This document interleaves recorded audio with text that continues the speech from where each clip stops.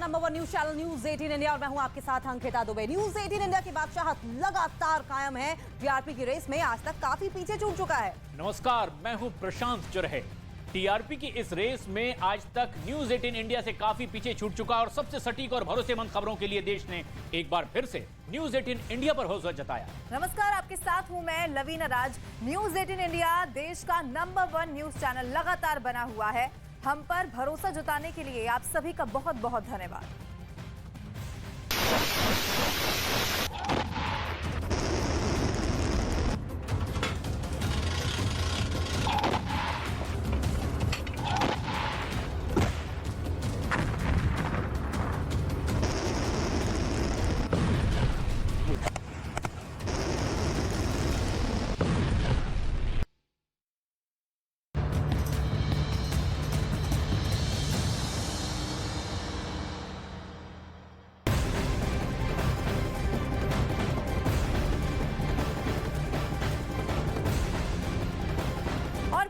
आपको बता दें 24 घंटे में रूस की तरफ से ये दूसरा मौका है जब युद्ध विराम के संकेत मिल गए हैं। पहले तो पुतिन और अब रूस की मीडिया में दिए गए इंटरव्यू में विदेश मंत्री सर्गेई लावरोव ने दावा किया है कि मॉस्को कीव के साथ बातचीत के लिए तैयार है। लेकिन इस युद्ध विराम के पीछे उन्होंने कुछ शर्तें भी रखी हैं।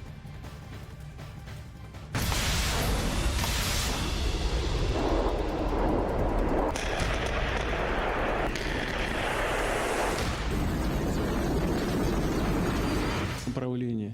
Мы защищаем свои национальные интересы, интересы наших граждан.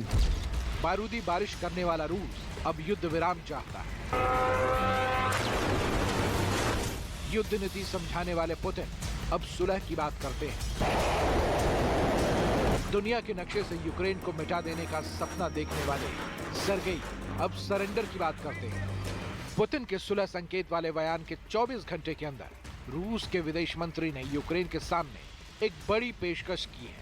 रूस के विदेश मंत्री सर्गेई लावरोव ने रूस की मीडिया को दिए इंटरव्यू में कहा कि रूस शांति वार्ता के लिए तैयार है।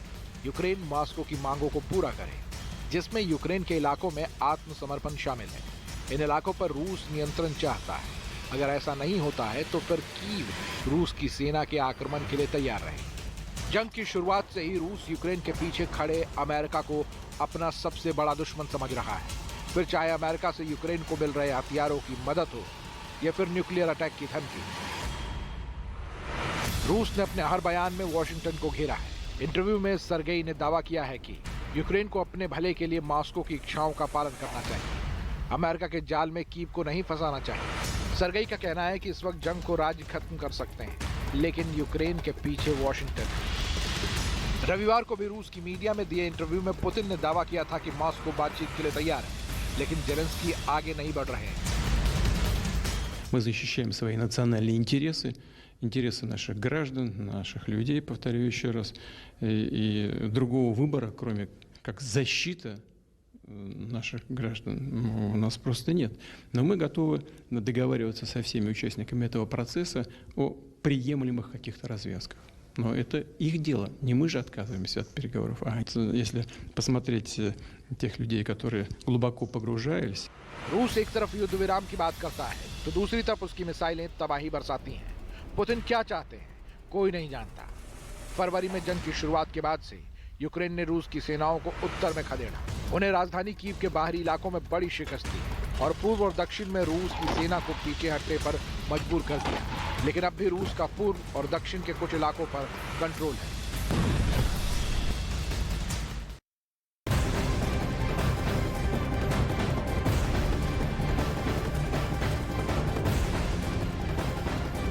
रूस यूक्रेन युद्ध से जुड़े इस वक्त की एक और बेहद अहम खबर। यूक्रेन के साथ जंग में पुतिन ने अब तक 1,02,050 सैनिक खो दिए। और आपको बता दें कि 6,010 बख्तरबंद वाहन भी खोए हैं, 3,003 टैंक भी गंवाए, 550 एयरक्राफ्ट से हाथ धो लिया है और 16 वॉरशिप की जल समाधि बर्दाश्त की है।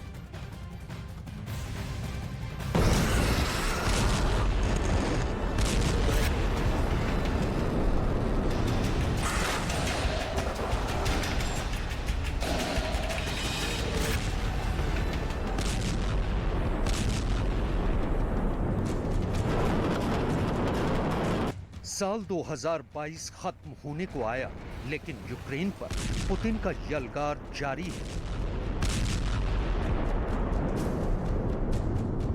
यूक्रेन और रूस के लिए साल 2022 वो साल है जो दोनों देश सदियों तक नहीं भूलेंगे।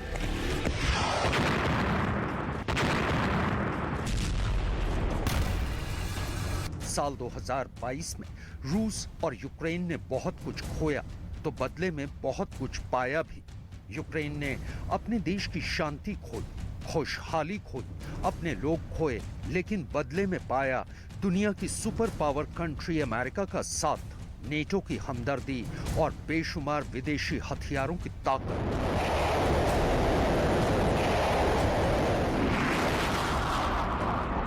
अपने हौसले और हिम्मत से यूक्रेन ने दुनिया को बता दिया कि दम और दिलेरी हो तो रूस जैसे ताकतवर मुल्क का गुरूर भी चूर चूर किया जा सकता है।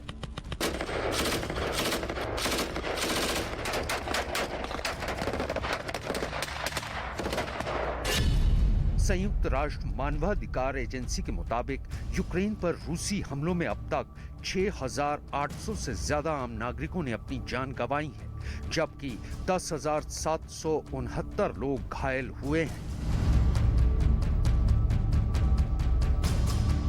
वहीं 2022 में रूस पर एक हमलावर देश का दाग लगा। पुतिन पर बेगुनाहों के कत्ल का इल्जाम लगा। रूस ने यूक्रेन फतह करने के लिए पानी की तरह पैसा बहाया और उसी तरह बहाया अपने हजारों सैनिकों का खून, जिनकी कुर्बानी की कीमत पर रूस ने हथियाई यूक्रेन के 4 राज्यों की जमीन।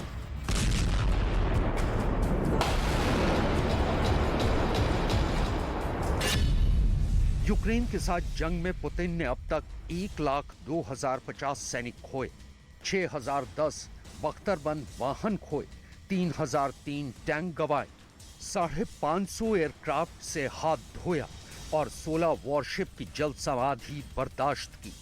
जबकि यूक्रेन मिलिट्री रिपोर्ट में दावा किया गया है कि 24 से 25 दिसंबर तक 24 घंटों में रूस के 600 से ज्यादा सैनिक मारे गए हैं।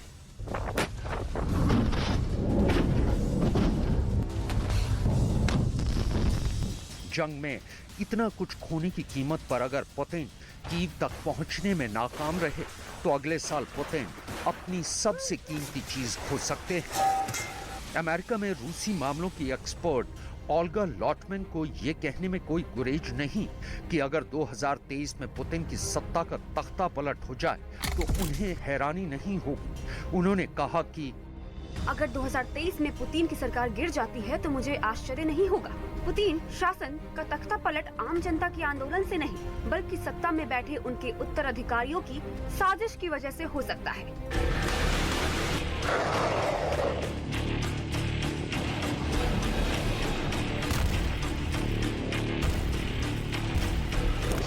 ओल्गा लॉटमैन की आशंका से इनकार इसलिए नहीं किया जा सकता क्योंकि अभी हाल ही में पुतिन ने एक इंटरव्यू में दावे के साथ कहा था कि पश्चिमी देश रूस के टुकड़े टुकड़े करना चाहते हैं, यानी कि पुतिन को भी इस बात की भनक है कि पश्चिमी देश उन्हें सत्ता से हटाने की साजिश में जुटे हैं।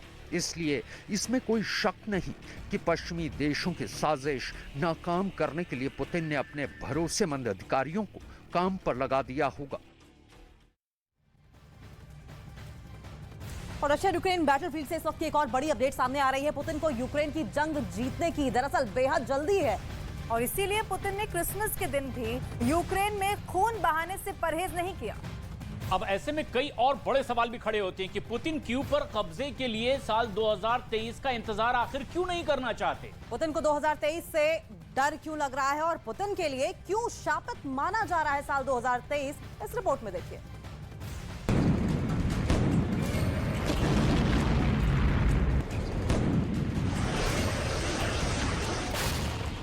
पुतिन को अच्छी तरह समझने वाली ओल्गा मानती हैं कि कभी हार न मानने वाले पुतिन पश्चिमी देशों पर पलटवार की कोशिश जरूर करेंगे। वो पश्चिम के साथ युद्ध भले न करे, लेकिन वो पश्चिमी देशों के बीच आपसी फूट के बीज बो सकते हैं। ओल्गा के मुताबिक पुतिन अमेरिका और यूरोप के संबंधों में दरार डाल सकते हैं। वो ब्रिटेन और यूरोपीय संघ के बीच नया टकराव पैदा कर सकते हैं।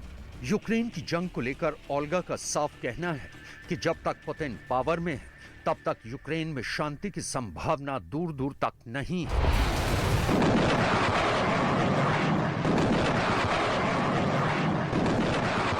एक आंकड़े के मुताबिक यूक्रेन पर रूसी हमले के बाद से रशियन पूंजीपतियों का पलायन जारी है।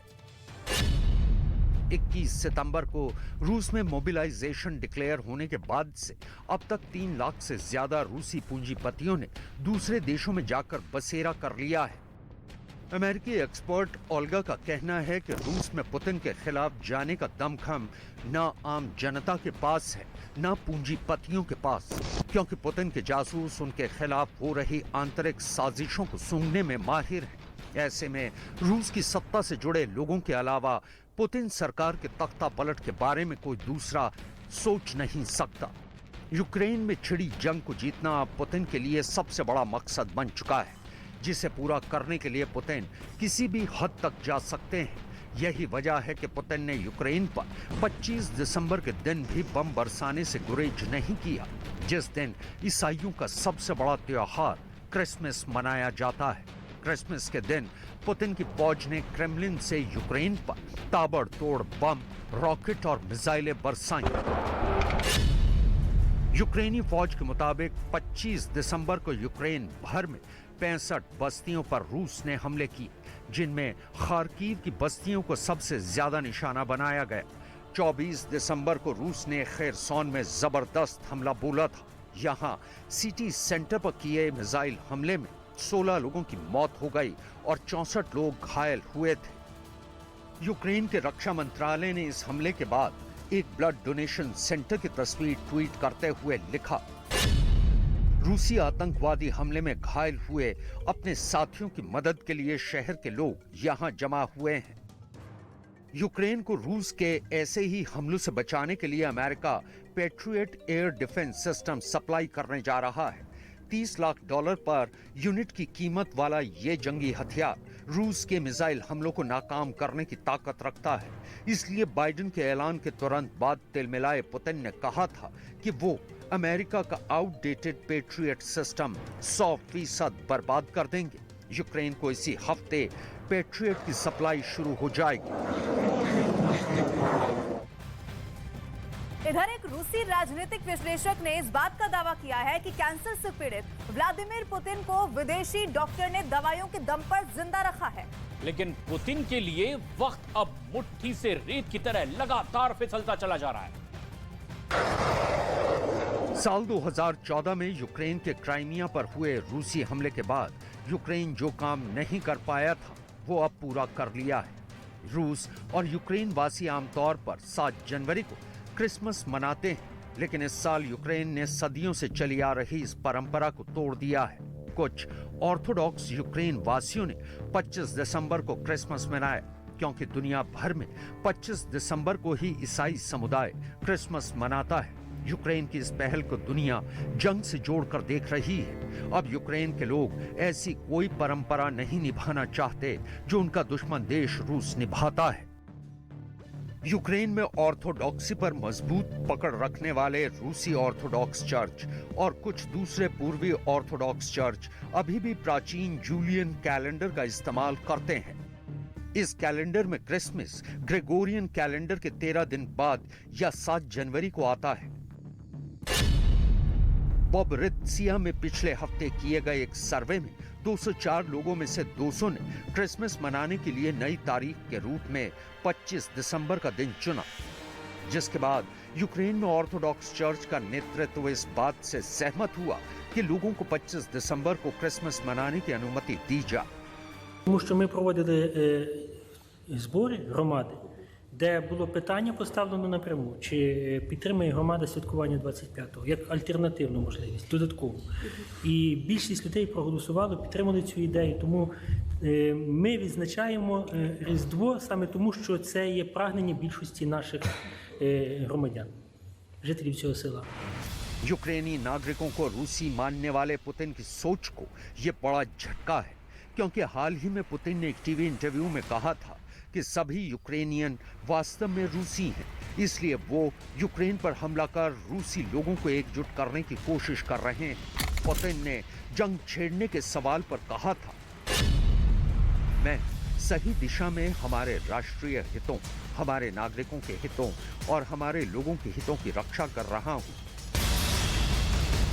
पुतिन को मिले कुदरत के झटके के मुकाबले यूक्रेन के नागरिकों का ये झटका तो कुछ भी नहीं है। रूस में माचो मैन की इमेज वाले पुतिन का शरीर भीतर से खोखला और कमजोर होता जा रहा है। उन्हें कैंसर की वो जानलेवा बीमारी है जो उनकी सांसों को लगातार कम कर रही है। एक रूसी राजनीतिक विश्लेषक ने दावा किया है कि कैंसर से पीड़ित व्लादिमीर पुतिन को विदेशी डॉक्टरों ने दवाइयों के दम पर जिंदा रखा है, लेकिन पुतिन के लिए वक्त मुट्ठी से रेत की तरह फिसलता जा रहा है। दुनिया भर में अफवाहें हैं कि 70 साल के पुतिन गंभीर रूप से बीमार हैं, लेकिन उनकी सेहत हाईटेक ट्रीटमेंट के दम पर संभाली जा रही है। ये दावा करने वाले वालेरी सोलोवी मॉस्को के जाने माने इंस्टीट्यूट ऑफ इंटरनेशनल रिलेशंस के एक पूर्व प्रोफेसर हैं। ये इंस्टीट्यूट जासूसों और राजनयिकों के लिए एक ट्रेनिंग स्कूल है, इसलिए सोलोवी को लंबे वक्त से पुतिन की सेहत के बारे में जानकारी है। सोलोवी के मुताबिक पुतिन को शुरू में पेट के कैंसर का सामना करना पड़ा था, जो अब फैल चुका है और अब और ज्यादा खतरनाक हो चुका है। पुतिन जो दवाएं ले रहे हैं, पार्किंसंस के शुरुआती लक्षण दिखने लगे हैं। सोलोवी कहते हैं, दवाओं के साइड इफेक्ट से पुतिन के हाथ की त्वचा बैंगनी रंग की होने लगी है और उनके चेहरे पर भी हल्की सूजन आ गई है। इन्हीं दावों से रूस में ये चर्चा तेज है कि अब पुतिन कुछ ही महीनों के मेहमान हैं। मेडिकल एक्सपर्ट्स मानते हैं कि पुतिन को जिस बीमारी का दावा किया जा रहा है, उस बीमारी के साथ वो ज्यादा दिनों तक एक्टिव लाइफ नहीं जी सकते। उन्हें बहुत जल्द आराम की जरूरत पड़ेगी। बीमारी का असर उनके शरीर पर भी दिखने लगेगा।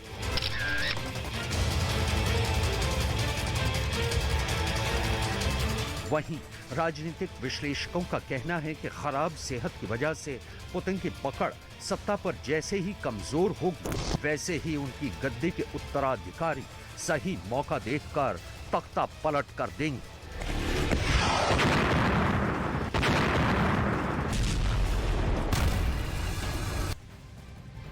लेकिन इस बीच एक और बेहद अहम और बड़ी खबर आ रही है। रूस के स्पेशल ऑपरेशन के हेड सर्गेई सुरोविकिन ने यूक्रेन में अपने सैनिकों को वापस जरूर बुला लिया है, लेकिन वापसी के बाद भी यूक्रेन के लोगों के लिए ये सर्दियां काल बनकर टूट रही हैं। ठंड से बचने के लिए ही पुतिन की आर्मी ने बेहद चालाकी से खुद को समेट लिया है।